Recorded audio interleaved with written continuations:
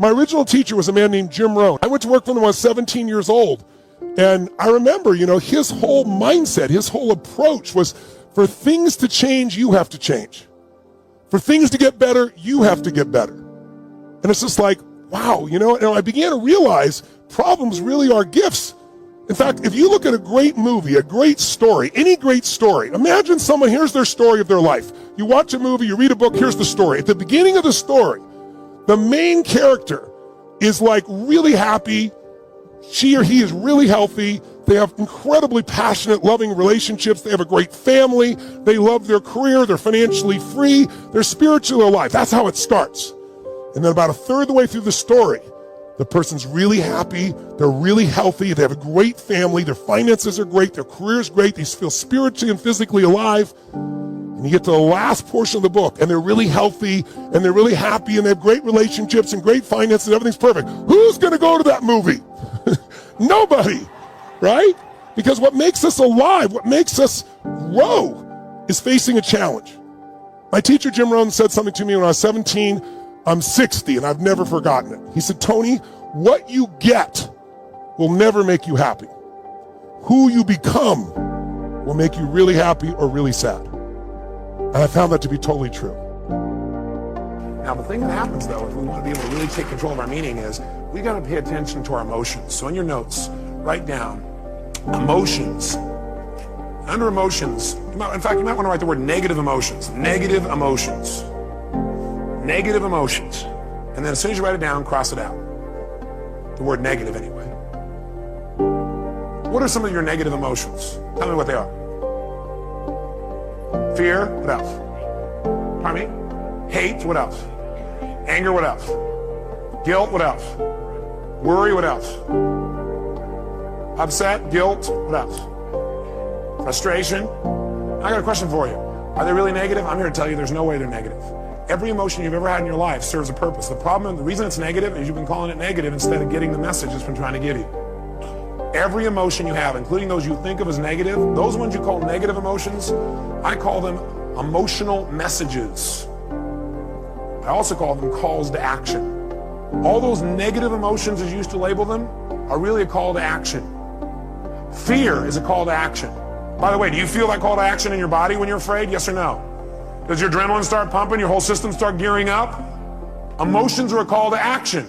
And the call to action says one of two things has to happen in that call to action. It's a message. Every emotion is a message.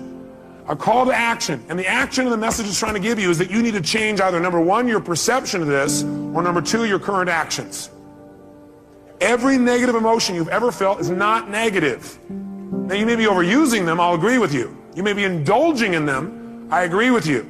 You may not be getting the message from them. What's making it negative is you're not getting the message it's trying to give you.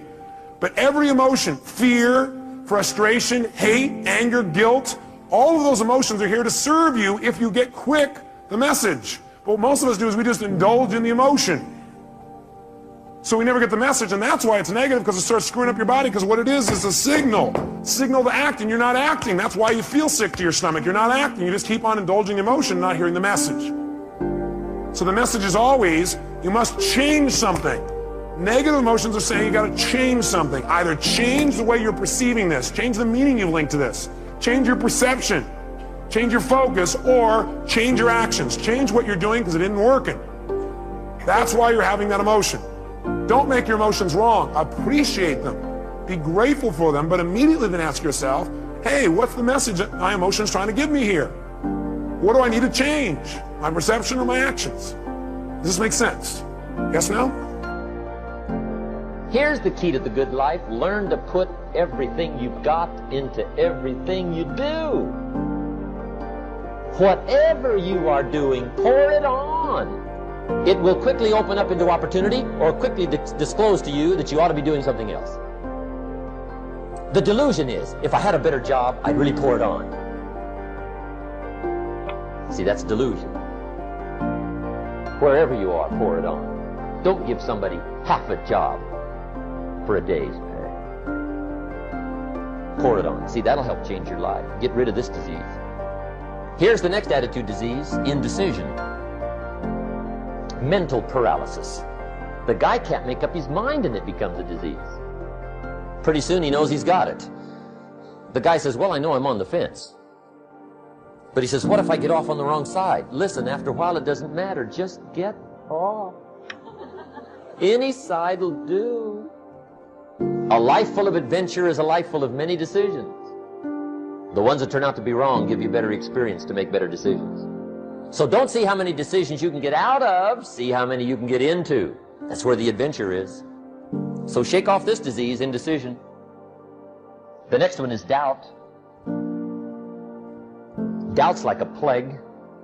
And one of the worst is self-doubt. There are many, but that's one of the worst. The guy doubts himself. Doubts if it'll last that long for him. Doubts if he can do that well. Doubts if he can make that much. Doubts if he can accomplish all that. A chronic, excellent self-doubter. You can imagine what damage that does to your future. So here's the key. Turn this coin over and become a believer. And there's many things to believe in. One of the majors is yourself. In other words, the purpose of your goal is not to get the goal. The purpose of your goal is who you become to get that. You could take away all the things or accoutrements that I have the privilege to have in my life today, and you could never take away who I've become as a man, what I've contributed to human beings, and that feeling inside of ownership that comes from that kind of growth. So my goal for these 5 days is give you some momentum in each area, give you some strategies, give you some insights, and just get you to focus. Because where focus goes, energy flows. And most people focus on what they don't want, and so they experience more of that. Turn on the news, and all you're going to hear, news people are good people, but they're a business. And guess what? People keep saying we're in an information society. Who are we kidding? The information society died a long time ago. There's too much information, true? We're drowning in information, and we're starving for wisdom. And when you turn on the news, what do you get? Nobody bad. It's just they know they got to get your attention. We're in an attention society now. They got to grab your attention. They don't inform you or educate you. Their job is to startle you. Your child may die by drinking water. Film at 11, right? They're going to attack the Capitol and destroy everything. Let's put enough troops there, more than we've had in Vietnam, Afghanistan, and Iraq all at once. These overreactions, and everybody gets engaged, and they spend time online, and they click on things because that aggravation, that fear sells. In journalism, there's a phrase, if it bleeds, it leads. So you have to divorce yourself and start guard at the top, at your own brain, stand guard at the door of your own mind. Jim Rohn used to say to me, Tony, he said, listen to me, what happens if your best friend puts sugar in your coffee? Or say better yet, what if your worst enemy puts sugar in your coffee? What's going to happen? I said, you have sweet coffee. He said, what if your family member, your closest friend, somebody you love, by accident, drops one drop of strychnine in your coffee? I said, you'd be dead. Because that's right. Life is sugar and strychnine, and watch your coffee. And you got to watch what you put in your brain, right? You got to take control of that process. This is called the timid approach to life. And my caution was always the risk. Risk used to drive me right up the wall. I used to say, what if this happens? It's called the language of the...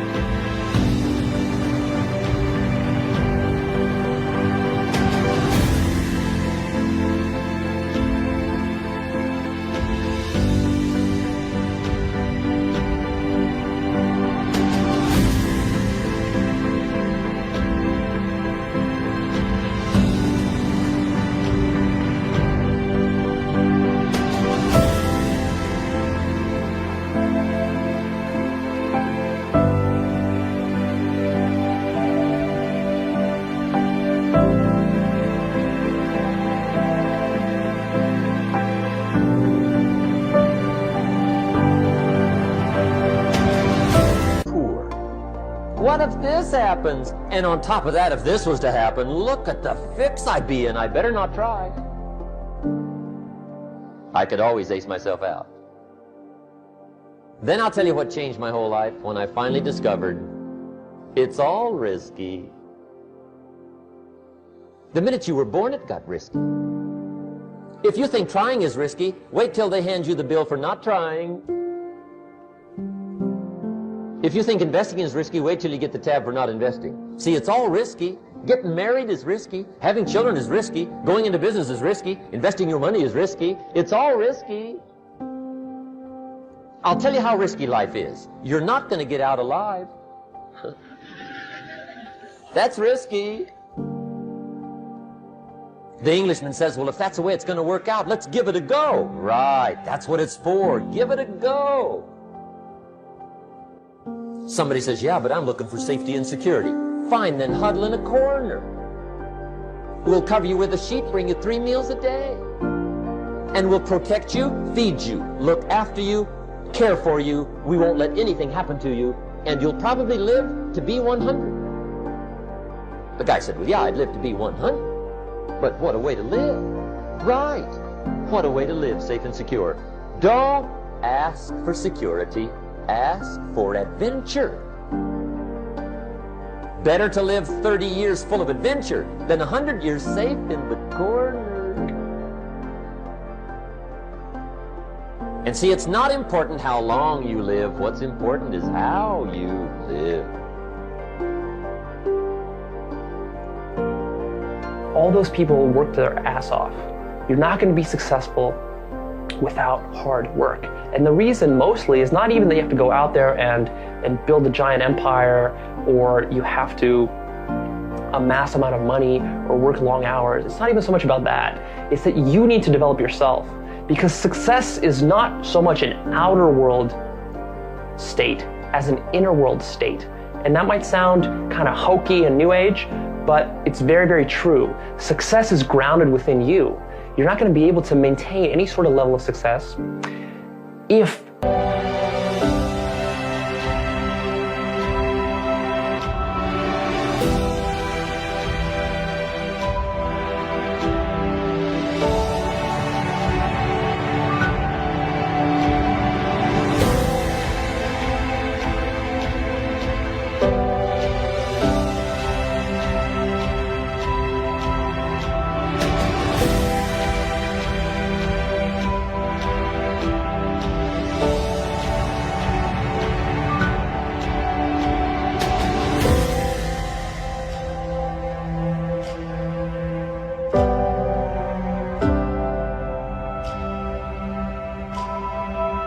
you do not have the psychology to really follow principles, to know how to maintain success, to think strategically, to think long-term, to delay gratification, to resist addictions, all of these factors come into play.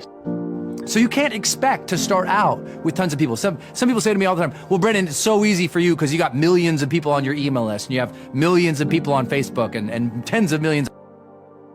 You have your broad goal, yes. You have your long-term goal, yes. And then you got your short-term goals that lead and are strategically aligned with that long-term goal. You cannot overcome those thoughts because they keep rising up and they've become a habit and it's sort of a pattern. So I don't want you to focus on the thoughts. I want you to focus on taking action, even though you doubt yourself. It's you. And sure, you may have grabbed some little foothold from the podcast or from one of the books, but it isn't me that changes you. It's you.